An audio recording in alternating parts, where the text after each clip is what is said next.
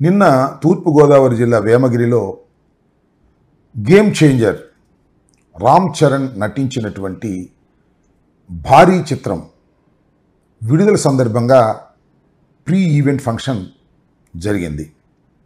దీనిలో చిత్ర నిర్మాతలు దిల్ రాజు గారు, చిత్ర దర్శకులు శంకర్ గారు, ఇంకా చాలామంది సినిమా ప్రముఖులు దానిలో పాల్గొన్నారు. వారితో పాటు జనసేనకి తెలుగుదేశానికి చెందినటువంటి నాయకులు, ముఖ్యంగా డిప్యూటీ సీఎం పవన్ కళ్యాణ్ గారు అతిథిగా పాల్గొని ప్రసంగం చేశారు. చాలామంది వక్తలు తమ అభిప్రాయాలను ఈ ఫంక్షన్ ద్వారా వ్యక్తం చేశారు. ముఖ్యంగా చాలామంది వక్తలు పవన్ కళ్యాణ్ గారిని అద్భుతంగా పొగిడేటటువంటి కార్యక్రమం కూడా చేశారు. దానిలో శంకర్ గారు పవన్ కళ్యాణ్ గారి గురించి ఒక మంచి మాట చెప్పారు. శంకర్ గారి అమ్మాయి మ్యారేజ్కి కార్డు ఇవ్వడానికి వెళ్ళినప్పుడు పవన్ కళ్యాణ్ గారు వారికి చేసినటువంటి మర్యాద గురించి ఆయన చెప్పినప్పుడు నాకు కూడా నిజమే అనిపించింది. ఎందుకంటే పవన్ కళ్యాణ్ గారు మా అమ్మాయి వివాహానికి కూడా నేను కార్డు ఇవ్వడానికి వెళ్ళినప్పుడు చాలా గౌరవంగా, చాలా చక్కగా ఆయన రిసీవ్ చేసుకోవటం, తరువాత కారు దాకా వచ్చి పంపించటం చేశారు. ఆయన ఎవరినైనా చాలా గౌరవంగా చూసేటటువంటి లక్షణం ఉన్నటువంటి వ్యక్తి. నేను జగన్మోహన్ రెడ్డి గారి తర్వాత అంత గౌరవంగా వ్యక్తుల్ని చూసేటటువంటి వ్యక్తి పవన్ కళ్యాణ్ గారని నేను కూడా నమ్ముతాను. దానిలో ఏ విధమైన సందేహము లేదు.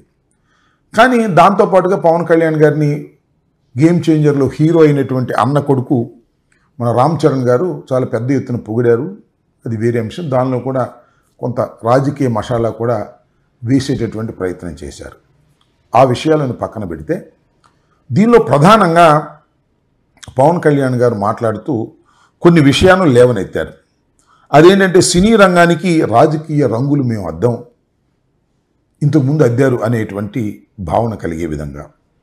రెండో అంశం ఏంటంటే హీరోలు వచ్చి మా దగ్గర వంగి వంగి సలాములు చేయాల్సిన అవసరం లేదు, టికెట్ ధరలు పెంపు విషయంలో నిర్మాతలు వచ్చి మమ్మల్ని అడిగితే చాలు అనేటువంటి పద్ధతుల్లో ఒకటి.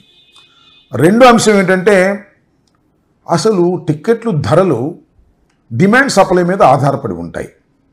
డిమాండ్ సప్లై మీద ఆధారపడి ఉన్నప్పుడు, డిమాండ్ ఉన్నప్పుడు ధర ఎక్కువగా ఉంటుంది, ఆ ధర ప్రకారం కొనుక్కుంటారు అని డిమాండ్ సప్లై మీద ఆధారపడే సూత్రాన్ని ఆయన ఇక్కడ చెప్పారు. ఇంతకుముందు కూడా చెప్పారు. జగన్మోహన్ రెడ్డి గారి ప్రభుత్వంలో కూడా ఇదే విషయాన్ని ఆయన చెప్పినటువంటి సందర్భం ఉంది. ఇక్కడ జెంటిల్మెన్ సినిమా గురించి ఎవరైతే శంకర్ దర్శకత్వం వహించారో ఆ జెంటిల్మెన్ సినిమా చూడటానికి పవన్ కళ్యాణ్ గారు బ్లాక్లో టికెట్ కొనుక్కుని వెళ్ళానని, ఆ బ్లాక్లో ఎక్కువ మొత్తంతో కొనుక్కున్నటువంటి డబ్బు నిర్మాతకు హాలు వారికి చేరదు కాబట్టి టికెట్లు పెంచడం సమంజసము అనేటువంటి మాట మాట్లాడారు. దీన్ని నేనేం తప్పు పట్టడం లేదు. కానీ డిమాండ్ సప్లై మీద ఆధారపడి టిక్కెట్లు ఉంటే ఇంక ప్రభుత్వాలు జోక్యం చేసుకోవాల్సిన అవసరం ఏముంటుంది అనేది నాకు ఉన్నటువంటి సందేహం. నిర్మాతలు, థియేటర్ వారు నిర్ణయించుకొని టికెట్ ధరలు ప్రకటించుకోవచ్చు. ప్రభుత్వం దానిలో పాత్ర వహించవలసినటువంటి అవసరమే లేదు. అందువల్ల పవన్ కళ్యాణ్ గారు వాళ్ళ అధికారంలో ఉన్నారు కాబట్టి, ప్రభుత్వంలో కీలక పాత్ర పోషిస్తున్నారు కాబట్టి, మీరు చెప్పినటువంటి సిద్ధాంతం నిజమే అయితే ప్రభుత్వం సినిమా ధరల మీద, టిక్కెట్ల మీద ఏ విధమైన అజమాయిషీ చేయవలసిన అవసరం లేదు అనేటువంటి మాట మాట్లాడి ఒక జీవోని రిలీజ్ చేయండి. థియేటర్ యజమానులు అదేవిధంగా నిర్మాతలు మాట్లాడుకొని ఒక టిక్కెట్ రేటు ప్రతి సినిమాకి కూడా ప్రకటించుకోండి, అది మీ ఇష్ట ప్రకారం చేసుకోండి అని ప్రకటించవచ్చు కదా. ప్రభుత్వం దీనిలో ఎందుకు ఇంటర్ఫీర్ కావాలి అనేటువంటి పద్ధతుల్లో మాట్లాడారు. నాకు చాలా విచిత్రంగా అని కూడా అనిపించింది. దీనిలో చాలా ఇష్యూస్ దీనిలో ఇమిడి ఉన్నాయనే విషయాన్ని పవన్ కళ్యాణ్ గారు గమనించాలనేది నేను ఈ సందర్భంగా చెప్పదలుచుకున్నాను. సరే, ఇప్పుడు ఆయన ఏమన్నారంటే హీరోలు వచ్చి వంగి వంగి సలాం చేసి వాళ్ళందరూ ముఖ్యమంత్రులను కలుసుకొని వారి దగ్గర టిక్కెట్లు పెంచమని అడగాల్సిన అవసరం లేదు అన్నారు. మంచిదే.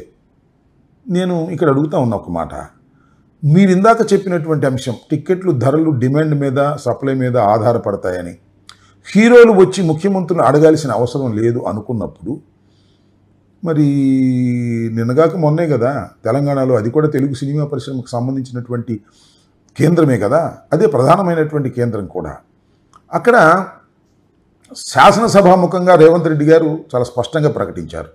నేనున్నంత వరకు టిక్కెట్లు ధరలు పెంపు కానీ, ప్రత్యేకమైన షోలు వేయటం కానీ, వారికి స్పెషల్ ప్రివిలేజెస్ కల్పించడం కానీ జరగదు అని శాసనసభలో గట్టిగా చెప్పినప్పుడు మరి మీరు దాన్ని ఖండించాలి కదా.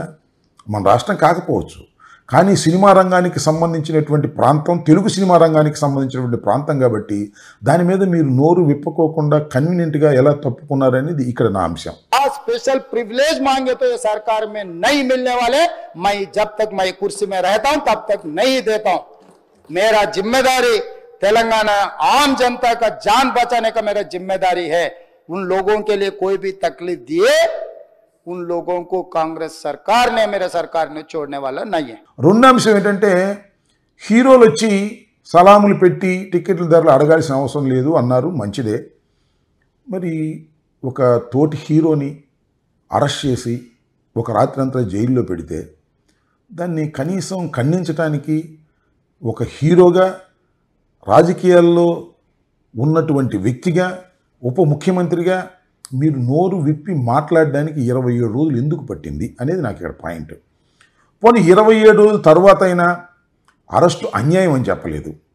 రెండో విషయం ఏంటంటే రేవంత్ రెడ్డి గారిని పొగిడేటటువంటి కార్యక్రమాలు చేశారు.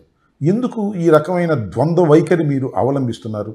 మీరు సూటిగా మాట్లాడే వ్యక్తిని, నిరభ్యంతరంగా, నిర్ముఖమాటంగా, నిర్భీతిగా మాట్లాడే వ్యక్తి అని మీ వాళ్ళందరూ చెబుతూ ఉంటారు కదా. ఎందుకు ఇక్కడ ఈ ద్వంద్వ వైఖరి వహించాల్సి వచ్చిందో కూడా మీరు ప్రజలకు సమాధానం చెప్పాల్సినటువంటి అవసరం ఉంటుందనేది నా అభిప్రాయం.